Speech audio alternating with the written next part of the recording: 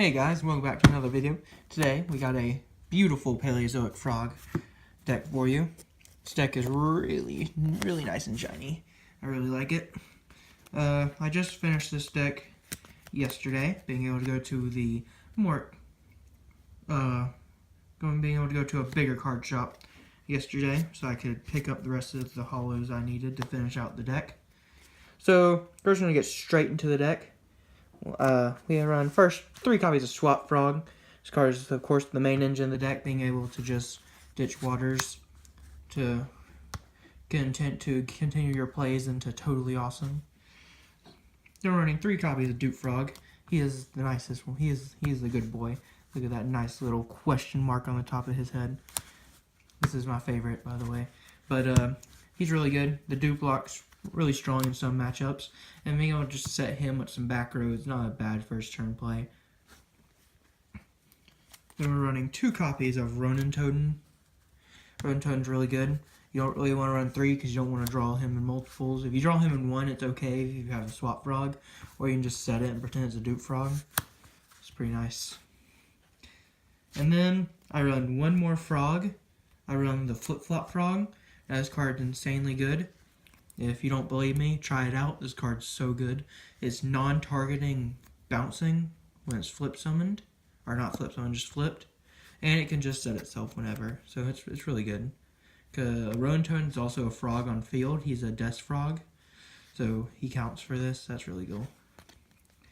1 Max C. And then we're running a small spellbook engine of 2 Blue Boy, 2 Secrets, and 1 Knowledge. There's only like 2 good ways of running this in this deck. If you want to bump the Knowledge up to 2, you need to bump the Blue Boy up to 3. It's just really just how it needs to go. Right this second, I'm liking this smaller engine, just so I can fit in some more traps and some more ways of getting over bigger monsters. Yeah, for the rest of our spells, we have Raigeki and Soul Charge. These cards are big power plays, being able to get rid of boards or make humongous boards yourself. And for the last of the spells, I'm running 2 Scapegoat. This card allows us to go into bigger things that get over our 2700 threshold. The 2700 threshold is a big deal with this deck.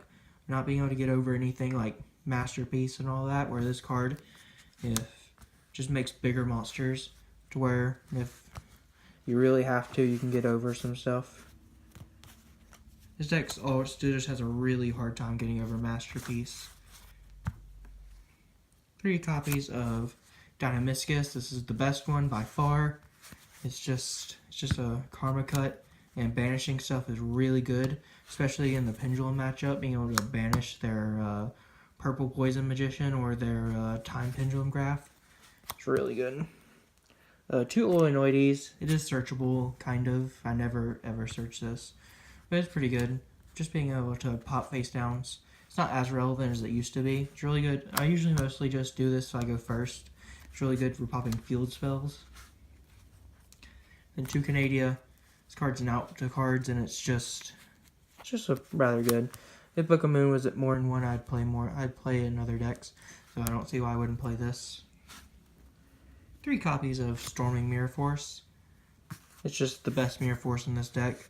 Being able to put cards back into the hand that don't destroy them. And we usually have monsters on the field, so we can't really use Drowning. That's why I think this is just the best one in the deck. 3 copies of Threatening Roar. Threatening Roar is really good, especially in like time scenarios. But just being able to stall for a free turn and get a body on board, really nice. And this is a little bit better than Wabaku if you know when to use this, because you got to say you want to use this at the start of the battle phase, because if they go ahead and they attack, you're like, is start of battle phase okay? You're like, yep. And they're like, attack. You're like, oh, Threatening Roar. They're like, well, I already declared attack. But but you could Wabaku, but this is better for cards like this Eater Millions, and this card's starting to see a little bit more play in decks like Magic Bullets or Trick Stars. Not a lot of Trickstar decks are playing this, but a lot of Magic Bullet decks are starting to play this. And if you, for some reason, run into Zoo, this stops the Whiptail. There's just not a lot of reasons to play Wabaku over Threatening Roar right now. One copy of Solemn Warning because this is a blowout against Magic Bullets. 2 copies of Strike because this ends games against bad Magic Bullet hands, or it ends games against Pendulum players if they didn't Pendulum summon like a Harmonizing and a Black Fang. 2 Floodgates. This card's really good in some matchups. In the Magic Bullet matchup with a normal summon, you can activate this just to set it. If not, then they have to waste they have to waste the spell and trap card negation on a card like this. You should probably have something else later. One of the cards, the next card is the card I'm a little iffy on, whether or not I really like this card or not. It's Lost Wind. And I keep going back and forth on whether or not I like this card or the next card better. But this card is really good against the Pendulum matchup and really good against the Spiral matchup. But there's decks that this card actually just can't play against. Like, it does nothing against Magic Bullets unless they make Tornado Dragon or something like that. And it does nothing at all against the True Draco deck, because they just don't special summon at all unless they're playing like Wind Witched Invoked True Draco. I don't know. But yeah, unless they're playing the Invoked Engine and they're True Dracos, this card does nothing. And it still don't do a lot against that. But the next card I'm playing the last card in the main deck is Breakthrough Skill. Now this is a card I thought about bumping up to 2 and bring Lost Wind down to 1. But I only have more common Breakthrough Skills. Sad life. But yeah, this card's really good. It stops Skullcrabat Joker. Pretty much, if it could stop Valor, this can stop it. Or Valor can stop it, this can stop it. So that's pretty good. It's really good against like the Magic Bullets. Which this deck, if you didn't understand, like he's saying, this is good against Magic Bullets, because this deck has a hard time in that matchup. Because you set 5, and there's like, bleh. And you're like, you want to activate anything? I get pluses. Like, oh. Yep. On to the extra deck, we got Token.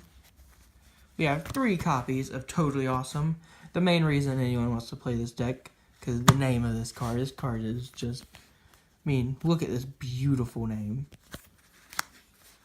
Next we got 1 copy of Paleozoic Opabenia. This card I barely ever go into. I actually just never go into this guy. But he's there.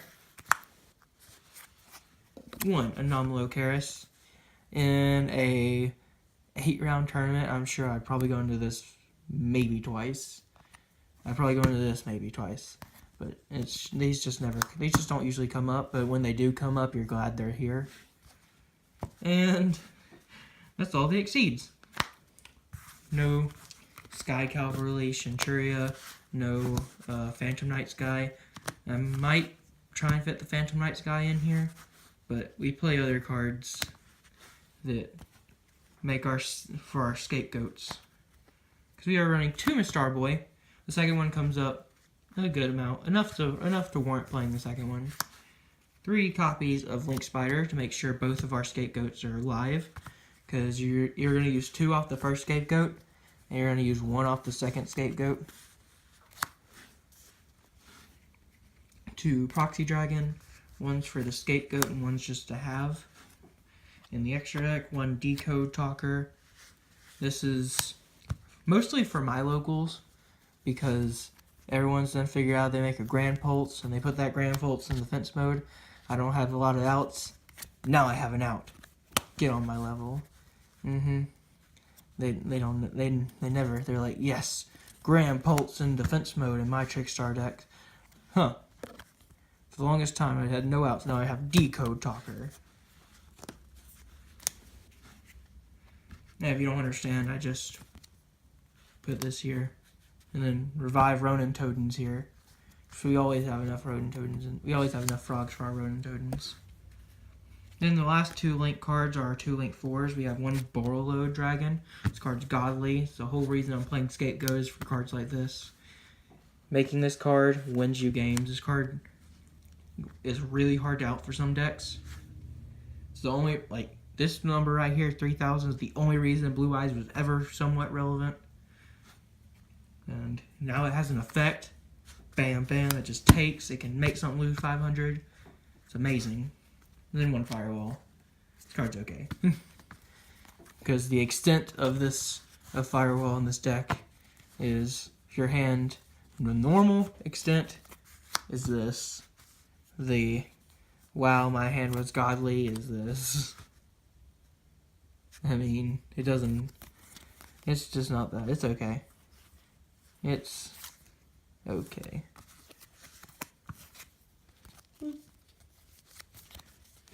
On to what I have for a side. Oh, we're going to show you my tokens. We got this beautiful YCS Atlanta token. This random token I just got at Locals the other day. This Battle City token. This beautiful Merrick token. This beautiful Yusaku token. And my beautiful Ojama token. Love those tokens. On to my side deck.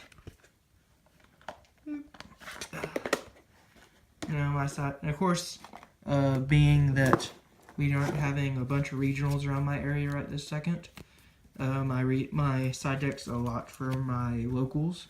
We'll just get into it. For going second cards, I really like Ghost Ogre and Gamma Seals.